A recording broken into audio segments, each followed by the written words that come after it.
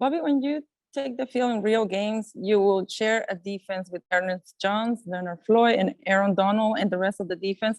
Have you pictured yourself working with this group?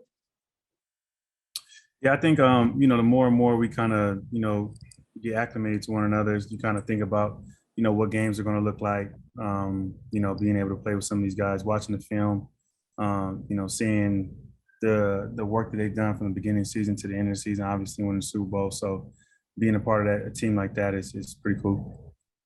And have you take the time to get to know the guys outside football and do some fun stuff and build that kind of fun chemistry? Yeah, we're kind of doing that as guys like trickle in. We're trying to do like little things, like go to dinner and things like that. So I think all of that comes with time, and we'll definitely put the time in. Thank you.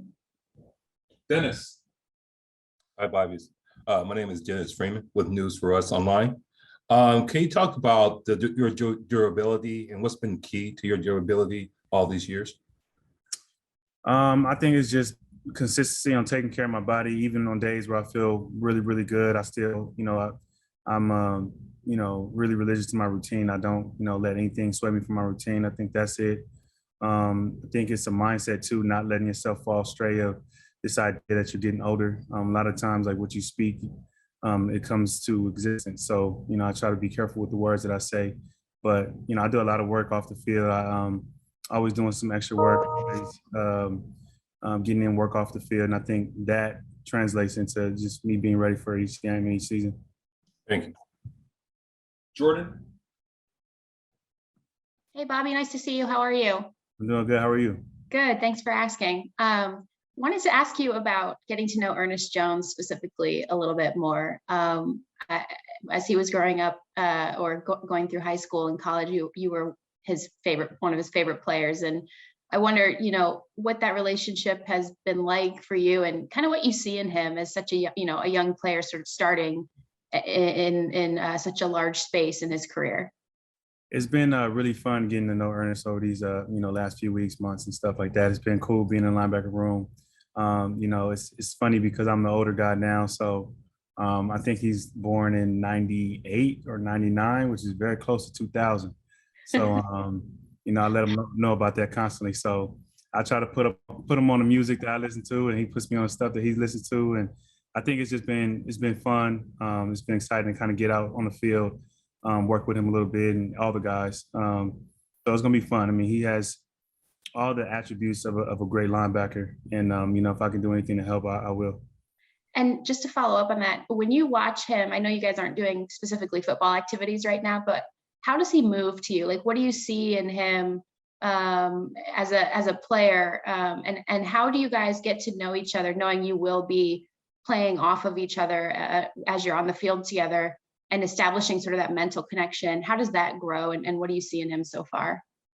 I think a lot of that grows on the field, like just, repetitions, understanding like how he plays. A lot of it, we're watching film and we're doing stuff on the field, but like in games and in practice is a little bit different than, that. So I think that process comes with time and with experience. And so the more and more we get out there, whether it's walkthroughs, whether it's practice, we'll be able to learn really quickly to figure out. I think he's a very special player and he has a chance to be really, really good. Thanks, Bobby. Stu. Hey, Bobby, now that you've had the chance to be in some meetings and maybe, go through some things on the field a little bit to the extent that you have with drills, what are your impressions of the defense so far? Again, understanding the caveats of the offseason program and what you guys have been able to do to this point. I mean, I'm excited. I like it a lot. I think there's a lot of different things that they do to help, each position out, whether you're a corner, linebacker, safety, they always try to put you in the best positions. And I think, obviously when you're playing with a front that we're playing with and the guys on the back end, it makes it really, really fun to be a part of. And I think, it'll be more fun when we're going against like offenses and making those checks and coming up with game plans and things like that. But, this defense definitely allows you to play a lot, like really, really fast. And I'm looking forward to doing that. Thank you. Kevin. Hi, Bobby.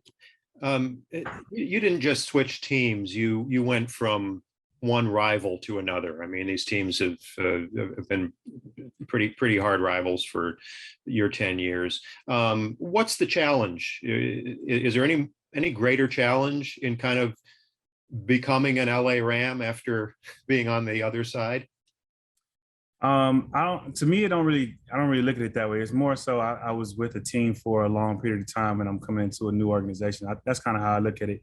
Because there was, when I first got into the league, the Rams weren't, like when they were in St. Louis, they weren't winning that much. And then they had a transition to when they start winning. So it was always up and down. I think the rivalry, or like what people call, is just us playing each other as many times as we've done over these years. And so how I look at it is just, being able to incorporate myself into a new team, especially a team that's coming off of a Super Bowl win, and finding a way to use my experience, my knowledge to hopefully make this organization better. And you talked about getting to know guys beyond football. A lot of guys who come to a new team say, I'm just going to be myself. But how intentional are you about about the presence that you're going to establish in the locker room and the relationships you're going to establish? I'm pretty intentional about it. I think, like you said, I think the first thing is to be yourself. I definitely coming in here being myself, but I also understand that, they have a way about going things, and, in order to lead, you got to learn how they do things first before you just jump right in and kind of, put the stuff that you've done over my career, regardless of me playing 10 years. And so that's been my thing, is just trying to learn, how everything works, how everything operates.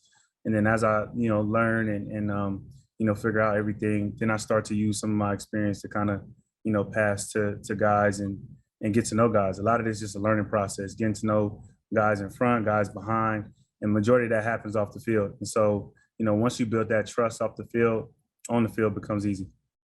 Sounds great. Thank you.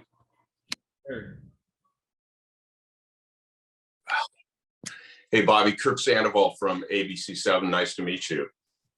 I was wondering if Pete Carroll obviously had great success down here when he was coaching USC and was a high energy guy, had great success up there in Seattle. And now you're with the youngest coach to ever win a Super Bowl. I know you haven't been around Sean a ton, but how do you kind of compare the atmospheres, the whole product top to bottom? I might not be the right person to ask that question, because I'm not really a comparison guy. I think they're different in their own way. I think what Sean brings is, like you said, an energy that, he's almost your age to an extent, but he's really, really smart, has a lot of experience, understands, the players, understands the coach, and works all that in. So, what I've seen so far is just, everybody, loves him. He hears everybody. He takes the time to get to know everybody. His brain is off the charts, as people know. And so I think that's, makes you elevate your game, see somebody who puts in the work like that. And so, his energy is contagious. The way he operates and moves is contagious. And so, I've just been trying to learn from that. And for you as a veteran, having such an established career, when you change teams, there's more to it than just moving to Los Angeles and learning the defense. There's life. What's the greatest challenge of a move at this point in your career?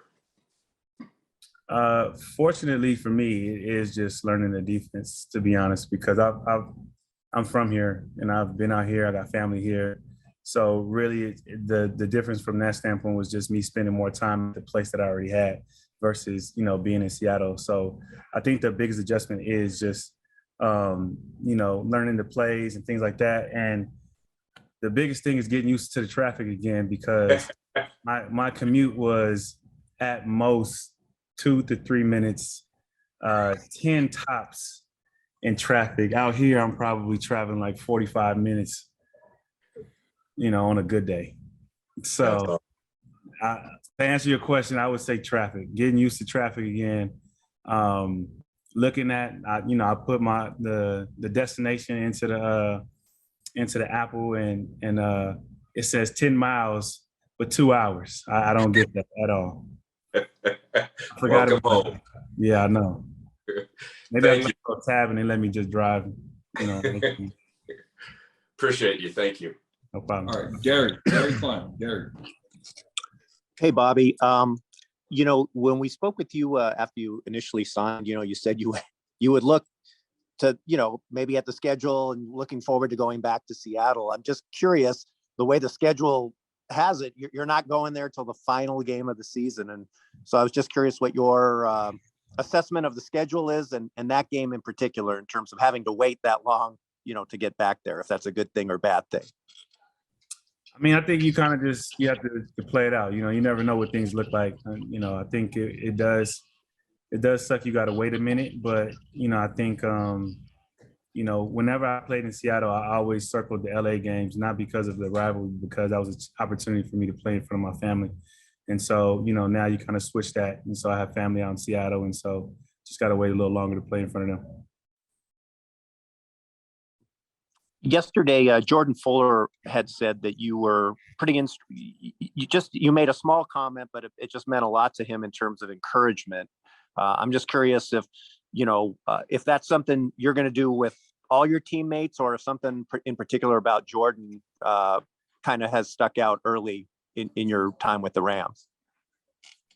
I think, me and Jordan were just having a conversation, and I think too, it's just, you want to, I try to use my knowledge and pass it on. I think sometimes that's the biggest thing. When you're a young guy, you can't necessarily speed up time and gain experience that way. The only way you can gain experience is learning from people around you that have gone through it. And so, it's up for the people who's gone through certain things to pass that knowledge on. And so, hopefully I do that with everybody. That's my intentions, to do it with everybody. But, specifically with Jordan, I've watched the film. He's a very, very special player. And, any way I can help him, I love to. I feel like that's one of the reasons why I'm here to lead and provide that experience, as well as, be a pretty good football player. Thanks very much. Okay, we'll have Maria, and then we'll have two quick ones from Jordan and Stu after that to wrap it. Hey, Bobby. First of all, of course, we're excited to have you here at the Rams. Can you tell me a little bit more about just your maturation process with Raheem Morris and what it's been like with him over the past month or so? It's been great. I think the biggest thing too is, he came from the system that I came from. He's been a part of that Seattle quote unquote defense. And so, he's made the transition that I'm making. And so, we're able to kind of talk about certain terminologies. He's able to break down the defense in a way that I can understand, because we're coming from, basically speaking the same language. He just obviously has a couple years, before me. And so I think that's been great. He's a fun guy to be around. The meetings are fun every single day, makes everybody laugh. And so between those two things, it's been great. Thank you. And Jordan, Stu, really quickly. Yes, just a quick follow-up, Bobby. I had read that you are interested in owning and running a team at some point. Obviously, I know you're focused on getting involved in this defense and learning your teammates and schemes and everything. But is that something that, because you're now with a new place for the first time, are you sort of curious or interested in, or have you already started sort of exploring what it's like on the organizational side, on the business side, just because you were in one place for so long and knew how it worked, and now are looking at a very, very differently run place? Yeah, I mean, I think this is, one of the organizations that's been run really, really well for a very long time. And, the thing that I think is pretty cool about this place is, I think everybody probably read the same article that you read, and they've all extended their hand and expressed that they wanted to help me reach that goal. And I think that's, really cool to have an organization that understands I'm here to play football, but obviously it doesn't last forever. And, for them to want to help me in any way they can to kind of accomplish that goal, I think it's pretty cool. But, as far as your question, I think I've already been doing that. Whenever I was in LA, I would, try to meet up with as many people as I can. And, just being out here allows me to do that a little bit more. But obviously the focus is always football. But I think after 10 years, I found a good balance. Thanks, Bobby. No problem. Hey, Bobby, just to go back to, building those relationships with new teammates, is there anything as far as like common interests that you guys have bonded over to this point that are either you've expected it or maybe even been surprised by, as far as, shared interests and things like that? I think everybody bonds over basketball, whether you have a good team or you think you're a good basketball player. So we're going to see who's the best on the team at some point. So that's definitely one. And music is definitely another because, you know, I'm from California, so Kendrick is naturally my favorite. And, you know, we have guys that think otherwise. So, you know, we have very strong opinions on, you know, who's running the game right now. Thank you. Appreciate you making the time this afternoon. No problem. Appreciate you guys. Look forward to seeing you guys more.